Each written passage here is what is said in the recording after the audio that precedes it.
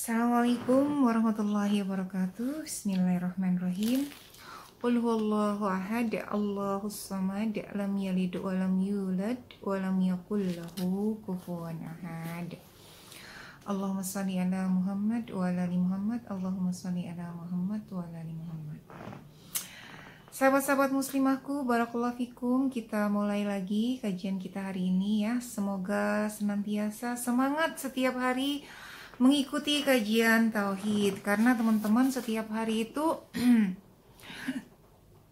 telinga kita ini harus sering mendengar tentang hal-hal yang berhubungan dengan Allah Subhanahu wa taala, atau tauhid dulu, tauhid lagi, tauhid terus. Iman dulu, iman lagi, iman terus ya. Jadi telinga kita dan lisan kita ini setiap hari harus membicarakan tentang masalah tauhid, masalah keimanan, agar imanlah yang masuk ke dalam hati sanubari kita, ke dalam jiwa kita ya, agar imanlah yang tertancap kuat di dalam jiwa kita.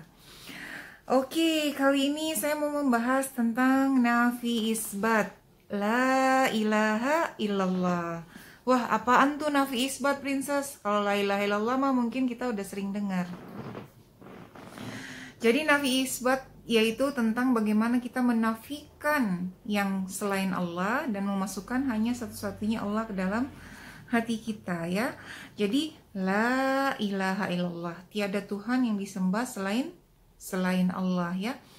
Jadi selama ini kan kita mungkin karena kita jarang membicarakan tentang tauhid dulu, tauhid lagi, tauhid terus, iman dulu, iman lagi, iman terus, sehingga kurang kuat gitu loh tertancap ke dalam jiwa raga kita. Jadi kalau ada orang yang terus-terusan ngomongin tauhid, ada orang-orang yang terus-terusan ngomongin iman, ngomongin bagaimana bergantung sepenuhnya kepada Allah, mungkin kita nggak terbiasa mendengarnya karena kita sudah terbiasa mendengar tentang dunia gitu. Nah, di channel ini saya berharap semuanya, termasuk saya sendiri, setiap hari kita membahas tentang tauhid, tentang keimanan lagi ya kan.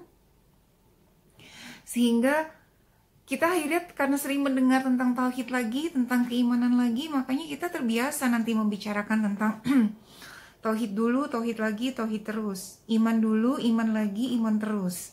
Gitu ya. Jadi nafi isbat itu menafikan atau meniadakan segala sesuatu dari dalam hati kita kecuali hanya Allah Subhanahu wa taala. Kalau isbat itu agungkan Allah dalam hati dan benar-benar kita yakini bahwa satu-satunya yang bisa melakukan apa saja untuk kita yaitu hanya Allah Subhanahu wa taala. Tadi saya sudah membaca surat Al-Ikhlas ya kan? Di situ dikatakan bahwa qul huwallahu ahad. Hanya Allah satu-satunya yang Maha Esa, Maha Tunggal, bisa berbuat apa saja kepada setiap hambanya. Ya, jadi bukan karena kita kerja kemudian kita dapat rizki, karena kita apalagi misalnya kalau kita kerja dapat rizki, kalau kita menanam padi kemudian padinya tumbuh, bukan. Ada orang nanam padi, padinya nggak tumbuh loh, kering. Ada juga orang nanam padi, padinya tumbuh. Karena la ilaha illallah, hanya Allah yang membuat, berkuasa. Sama-sama nanam padi, tapi ada yang padinya tumbuhnya bagus, ada yang justru enggak bagus. Makanya sering dibilang ada yang gagal panen, ada yang juga panennya bagus ya. Ada juga orang sama-sama keluar, dua-duanya kerja nyari uang, dua-duanya kerja keluar ke toko masing-masing jualan. Toko sebelah hari itu mendatangkan rizki, uangnya datang, toko sebelahnya enggak gitu. Karena memang bukan tokonya yang bisa mendatangkan uang kepada dia, mendatangkan rizki, tapi Allah Subhanahu wa ta'ala. Jadi selama ini kan kita sudah terlalu tertancap ya, maksudnya karena kita kerja dapat uang, karena kita nanam padi ada beras, karena kita bikin ini ada itu gitu kan ya. Nah, sekarang di sini kita perlu berlatih. Saya sendiri juga masih terus berlatih ya, teman-teman.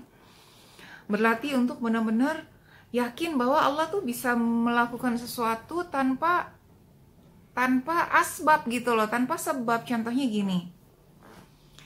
Contohnya ketika Nabi Ibrahim mau dibakar sama Raja Namrud. Kemudian Jibril datang kan. Jibril bilang, "Wahai Nabi Ibrahim," gitu kan ya.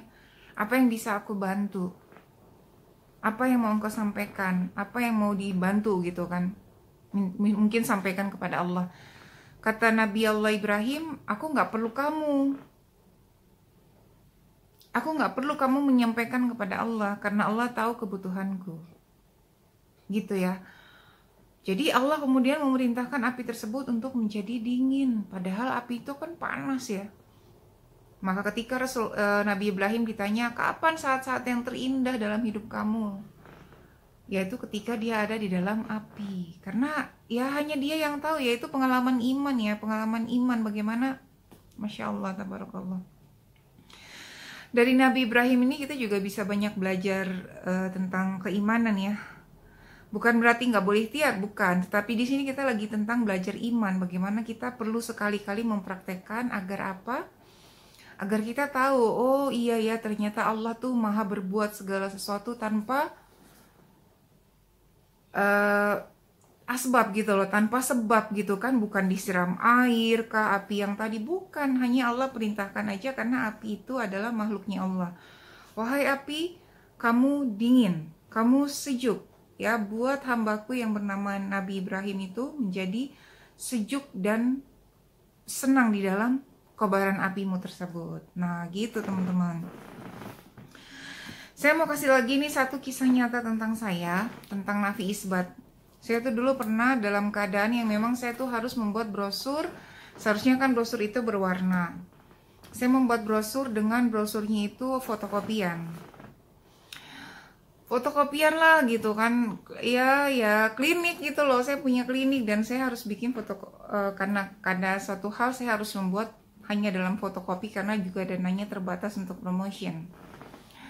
Sambil jalan ya, saya sendiri nih yang menyebarkan brosurnya karena waktu itu sebenarnya sempat pakai orang dan tapi qadarullah akhirnya saya putuskan untuk saya berjalan sendiri. Sambil di jalan nih saya bilang sama ini ya, sama fotokopian ini gitu, jalan. Saya bilang ya Allah, ini brosur memang fotokopian. Tapi engkau yang maha membuat orang membaca foto brosur ini gitu loh. Jadi bukan karena brosur ini mau fotokopian, mau warna atau apa, tapi engkaulah yang membuat orang-orang yang akan membaca brosur ini. Gitu. Dan Masya Allah, tabarakallah, ketika saya baru pulang selesai menyebarkan brosur, sudah banyak yang berdatangan telepon. Atau bahkan 2 minggu kemudian baru ada yang telepon. Karena tiap kali saya pulang sebar brosur itu kan, misalnya di perumahan mana, di pertokoan mana tuh saya catat. Nanti saya tanya, ini dapatnya kira-kira kapan? Oh 2 minggu yang lalu. 2 minggu yang lalu saya sebarkannya di sini gitu. Jadi memang iman ya, nafi isbat ini meniadakan makhluk, yang meniadakan kebendaan dari dalam hati kita kecuali hanya Allah aja. Ini memang perlu dilatih, perlu diusahakan, perlu dibuktikan. Makanya teman-teman yang di kajian tauhid kita di channel ini gitu kan ya, teman-teman perlu membuktikan tauhid-tauhid itu gitu kan. Membuktikan, kalau teman-teman nggak membuktikan, teman-teman nggak akan ada cerita. Saya tuh banyak juga membuktikan dari guru-guru saya, karena guru-guru saya banyak menceritakan pengalaman-pengalaman iman mereka. Pengalaman-pengalaman bagaimana mereka membuktikan ketauhidan mereka. Dan saya sebagai muridnya juga akhirnya mengikuti gitu kan ya. Saya membuktikan, banyak sekali saya membuktikan tentang nafi isbat ini. Bagaimana saya hanya terus berusaha, tapi terus kemudian berharap kepada Allah. Dan memang masih terus berlatih, karena terkadang apa-apa yang ada di dalam jiwa raga kita ini, dalam hati kita itu, kita kan kalau sudah lama nggak membicarakan tentang keimanan lagi, keimanan terus ya, tauhid lagi, tauhid dulu, tauhid itu, kita yakin dengan kebendaan dunia itu masuk ke dalam jiwa raga kita gitu loh teman-teman. So di channel ini semoga telinga teman-teman gitu kan ya, Allah berikan hidayah di telinga teman-teman untuk seneng gitu mendengarkan Princess Amanah kalau membahas tauhid dulu, tauhid lagi, tauhid terus, iman dulu, iman lagi, iman terus. Nah gitu ya. Di sini di dalam surat Al-Ikhlas tadi ya, ayat keempat ya kan, yang artinya dan tidak ada satupun yang menyamainya. Jadi nggak ada satupun yang menyamainya. Jadi kalau kita terkadang menaruh sesuatu di dalam kebendaan ya, kebendaan-kebendaan makhluk itu di dalam hati kita, maka Allah cemburu. Ada aja nanti yang terjadi dalam hidup teman-teman semuanya. Coba deh dikira-kira. Buat yang ini nih, saya tahu ya di channel ini ada beberapa yang mungkin sedang mengalami masalah rumah tangga. Ya, semoga Antuna semuanya menyimak. Saya tahu kenapa Anda tuh begitu terluka sekali gitu loh. Karena Anda meletakkan pasangan Anda di dalam hati Anda gitu. Maka Allah nggak suka, Allah cemburu. Maka Allah ambil, Allah bikin sesuatu lah, bikin gara-gara lah istilahnya. Sehingga Anda tuh rasanya perih sekali, ya Allah princess. Saya tahu banget rasanya. Saya tahu banget apa yang sedang kalian rasakan. Makanya saya selalu bilang, kembali lagi ke Allah. Kembali letakkan Allah kepada tempatnya di dalam hatimu. Check and recheck. Di dalam hatimu itu lebih besar Allah atau lebih besar pasangan? Gitu. Sama teman-teman juga kan yang begitu sangat terluka ketika kehilangan kebendaan dan segala macam gitu kan. Karena kebendaan itu letaknya tuh kita sandingkan sama Allah. Bahkan jangan-jangan bisa-bisa kebendaan itu lebih besar dari Allah Subhanahu wa taala di dalam jiwa kita. Maka Allah cemburu. Allah itu kalau udah cemburu, Allah ambil semuanya. Begitu juga ketika Nabi Allah Ibrahim ketika baru punya anak, kata Allah suruh taruh di lembah yang tandus. Nabi Ibrahim juga nggak kuasa, tapi ini perintah Allah Subhanahu wa taala. Ditaruh, disuruh pisah. Setelah sekian lama baru punya anak, suruh pisah. Dan keimanannya Siti Hajar ini, bundanya Nabi Ismail ini juga luar biasa. Jika ini memang perintah Allah, aku ridho. Ya, makanya kita tuh makanya saya tuh rasanya perlu membahas ini, karena banyak sekali muslimah-muslimah yang mereka tuh, termasuk saya juga, perlu banyak belajar tentang mengkaji tauhid dan keimanan. Karena kita diliputi dengan arus informasi yang begitu luar biasa gitu loh. Arus informasi yang kita lihat, dunia lagi. Kita dengar itu lagi, dunia lagi. Ya, harus diimbangi, bahkan lebih besar kita melihat orang membahas tauhid lagi. Orang membahas keimanan lagi. Sehingga keimanan masuk, tertancap kuat ke dalam sanubari kita. Nah gitu ya teman-teman. Jadi sekarang di dalam kehidupan kita, apapun itu kita sandarkan kepada Allah. Ya kan, jika Allah memberikan kejadian apapun dalam hidup kita, maka kita introspeksi diri ke dalam. Oh iya, ternyata selama ini aku meletakkan kebendaan-kebendaan ini di dalam hatiku, melebihi aku meletakkan Allah di dalam jiwa raga aku gitu. Nah gitu teman-teman. Jadi nafi isbat itu la ilaha illallah, tiada Tuhan selain Allah. Allah mampu berbuat apa saja, dan Allah ingin kita menempatkan hanya Allah Subhanahu wa ta'ala di dalam hati kita, di dalam kolbu kita. Ya, kolbu kita tuh tempatnya Allah, tapi kadang kita mengisinya dengan hal-hal yang lainnya. Oke teman-teman ya, intinya kita semua perlu lagi-lagi berlatih lagi. Saya berharap teman-teman ya kan antusias mendengarkan tentang tauhid dulu, tauhid lagi, tauhid terus. Dan saya juga sebagai yang sering memberikan kajian tauhid di channel ini, Allah mudahkan untuk istiqomah ya kan.